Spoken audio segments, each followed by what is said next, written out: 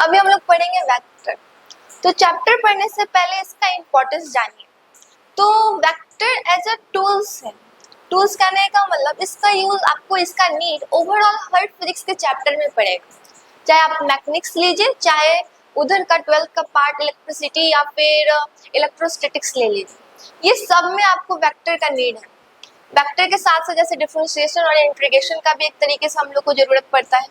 तो वेक्टर आपको जितना बड़ा से बड़ा और जितना छोटा से छोटा एग्जाम है, सब में कहीं ना कहीं कॉम्पिटिटिव एग्जाम में आपको क्वेश्चन पूछेगा ही पूछेगा।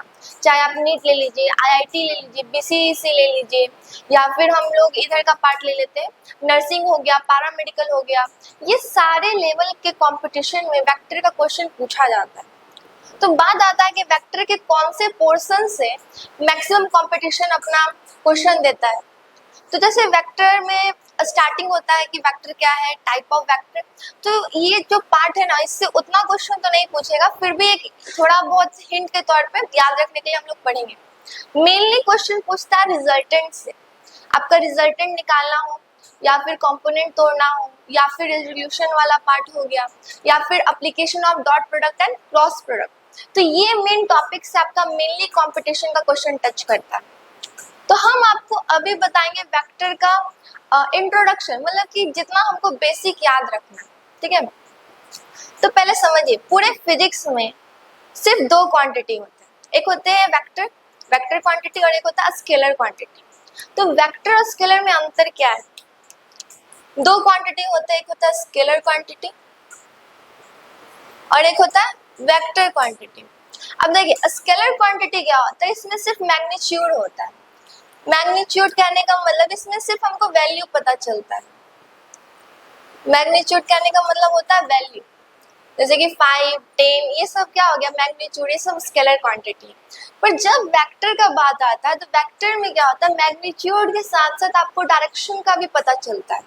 इसमें बोथ होता है, बोथ मैग्नीट्यूड एंड डायरेक्शन। तो बेसिकली हमको अगर जैसे कि कभी कभी पता नहीं चलता है कि कौन सा क्वांटिटी वेक्टर है, कौन सा स्केलर है, तो हम लोग याद करते हैं। पर ऐसा सोचिए कि कोई क्वांटिटी में डायरेक्शन अगर शो करे, मतलब कोई भी अगर टॉपिक ले, जैसे फोर्स, हम फोर्स लगा रहे तो कोई बॉडी क्या होता है, कोई डायरेक्शन में मूव करता है, तो हमको उसी टाइम दिमाग में आ जाना चाहिए कि वो वेक्टर क्वांटिटी है, क्योंकि उसमें डायरेक्शन भी है। क्योंकि मैग्नीट्यूड तो बोथ है, दोनों में सेम है, पर दोनों में अंतर क्या ला रहा है? यहाँ पे डायरेक्शन वाला पार्ट, ठीक है। तो अब आता है कि वेक्टर में तो बहुत मैग्नीट्यूड एंड डायरेक्शन होता है, तो हम पता कैसे करेंगे या फिर पहचानेंगे कैसे कि कौन सा चीज वेक्टर है? तो देखिए, जिस भी, जैसे मान लीजिए ए यहाँ पे हम लिए और इसके ऊपर ऐसा साइन बना दी, ये सिंबल जो है आपको शो करेगा कि वेक्टर क्वांटिटी है। ये सिंबल शो करता है वेक्टर क्वांटिटी। और ये सिंबल का अगर मतलब समझना चाहें तो देखिए, अच्छा से समझिए, यहाँ पर एक स्ट्रेट लाइन और यहाँ पे एरो जैसे रहता है। तो ये जो लाइन आपको जो शो करता है, ये आपको बताता है मैग्नीट्यूड, और ये जो है ना, ये वाला पार्ट, ये आपको बताता है डायरेक्शन। जिसके कारण मैग्नीट्यूड और डायरेक्शन दोनों मिला देते हैं तो ये वेक्टर का साइन बन जाता है। ये सिंबलिक है, इससे हम शो करते हैं वेक्टर है, ठीक है। अब आता है कि हमको अगर वेक्टर कोई चीज दिया हुआ है, जैसे कि स्केलर है, तो स्केलर में हम सिंपली क्या लिखेंगे? सिंपली जो चीज होगा, जैसे ये क्या हो गया, ये स्केलर, इसके ऊपर वेक्टर का साइन नहीं है, ये सिर्फ मैग्नीट्यूड शो कर रहा है। इसमें बात आया तो इसमें मेरा मैग्नीट्यूड के साथ साथ डायरेक्शन भी है, तो ये वेक्टर शो कर रहा है, ये सिंबलिक फॉर्म। अगर हम कभी आपसे कोई पूछा कि कोई चीज वेक्टर ऑलरेडी है, ठीक है, उसमें आपको बताइए कि वो स्केलर या फिर उसका मैग्नीट्यूड हम कैसे निकालें। जैसे ये ए वेक्टर है, हमको इसका मैग्नीट्यूड जानना है, क्योंकि आपको पता है वेक्टर के साथ, वेक्टर के पास दो चीज है, मैग्नीट्यूड और डायरेक्शन। तो यहाँ पे देखिए, वेक्टर के पास दो चीज है, एक है मैग्नीट्यूड और एक है डायरेक्शन। तो मैग्नीट्यूड पता करने के लिए वेक्टर क्वांटिटी का हम क्या करते हैं? मोड निकालते हैं, या फिर मॉड आप बोल सकते हैं। मॉड का मतलब क्या होता है? जैसे कि ये वेक्टर क्वांटिटी है, यहाँ पे ए वेक्टर क्वांटिटी है और हमको इसका मैग्नीट्यूड निकालना है, तो हम सिंपली क्या करेंगे? यहाँ पर मॉड लगा देंगे। यहाँ पर ये मॉड है जिसको लगाते ही अब इसका क्या हो जाएगा, मैग्नीट्यूड निकलेगा। मतलब अब ये क्या हो गया, अब ये स्केलर बदल गया। ये मॉड लगाते ही ये वेक्टर क्वांटिटी का स्केलर में बदल गया और हमको सिर्फ ये क्या देगा, मैग्नीट्यूड देगा। ठीक है, अब बात आया कि मैग्नीट्यूड तो हम समझ गए, डायरेक्शन का। तो डायरेक्शन को मेनली हम लोग यूनिट वेक्टर से पता करते हैं, क्योंकि यूनिट वेक्टर क्या होता है, स्पेसिफाई होता है आपको डायरेक्शन बताने के लिए, क्योंकि यूनिट वेक्टर का तो मैग्नीट्यूड 1 होता है। तो मेनली डायरेक्शन के लिए हम लोग यूनिट वेक्टर का यूज करते हैं। तो यहाँ तक आपको समझ में आया कि पूरे फिजिक्स में दो क्वांटिटी है, स्केलर और वेक्टर। वेक्टर को सिम्बलाइज इससे करते हैं, जिसका मतलब भी पता चल गया। अगर कोई वेक्टर क्वांटिटी है तो हम उसको स्केलर में कैसे बदल सकते हैं, तो मॉड लगा के। अब आता है कि हम वैल्यू कैसे निकाल सकते हैं। ठीक है, तो देखिए पहले हम लोग समझते हैं 3 डायमेंशन होता है।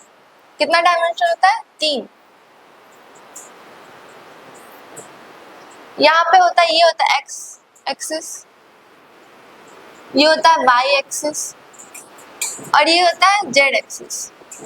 देखिए तो फिजिक्स में हम लोग जो अभी पढ़ रहे हैं वेक्टर, तो यहाँ पे एक्स एक्सिस को आई से डिनोट करते हैं और ये एक्स एक्सिस, वाई एक्सिस और जेड एक्सिस ये क्या है, ये आपका डायरेक्शन बता रहे हैं। ठीक है, तो एक्स एक्सिस को हम लोग आई से डिनोट करते हैं, वाई एक्सिस को हम लोग जे से डिनोट करते हैं और जेड एक्सिस को हम लोग के से डिनोट करते हैं।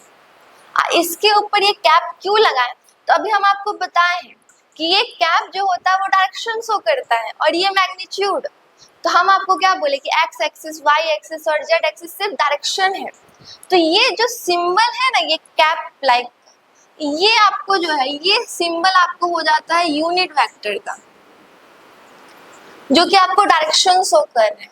ठीक है, अब आता है कि अगर मान लीजिए कि मेरा दो वेक्टर, टू डायमेंशनल वेक्टर है। जैसे पहले हम आपको 2 डायमेंशन में बताते हैं।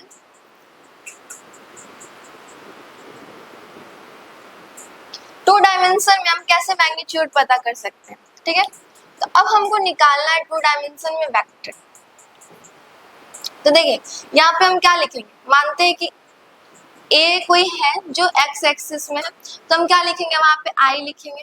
ठीक है, कोई अगर वाई एक्सिस में है तो हम क्या लिखेंगे, यहाँ पे जेड लिखेंगे और दोनों के ऊपर कैप देंगे। क्यों देंगे कैप, क्योंकि हमको इसका क्या निकाल, इसका ये डायरेक्शन शो कर रहा है। अगर हमको इसी का मैग्नीट्यूड निकालना होगा तो ये हम क्या निकाले, अभी वेक्टर निकाले। अगर हमको इसी का क्या निकालना होगा, मैग्नीट्यूड, तो हम क्या लगाएंगे, मॉड।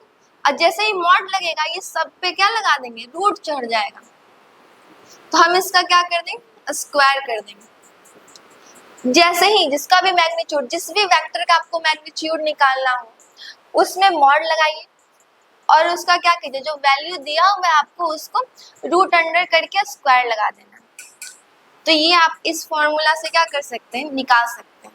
ठीक है, अगर 3 डायमेंशनल, ये तो हुआ कि 2 था तो हम निकाले। अगर 3 डायमेंशनल का बात करें तो कैसे निकालेंगे,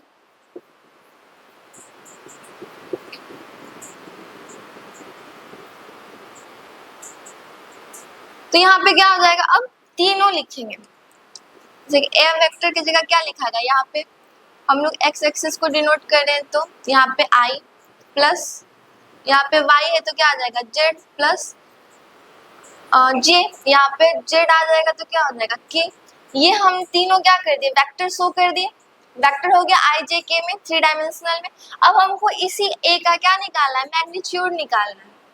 तो हम क्या करेंगे, ये सब में रूट लगा देंगे और सबका क्या निकाल देंगे, स्क्वायर कर देंगे और सबको ऐड कर देंगे। ठीक है, तो इस फॉर्मूला से क्या होगा, हम इजिली फाइंड आउट कर लेंगे उसका मैग्नीट्यूड। तो अब आपको समझ में आया होगा कि किसी भी चीज का अगर हमको मैग्नीट्यूड निकालना है, कोई भी वेक्टर का अगर हमको मैग्नीट्यूड निकालना है, तो हम क्या करते हैं, उसमें मॉड लगाते हैं।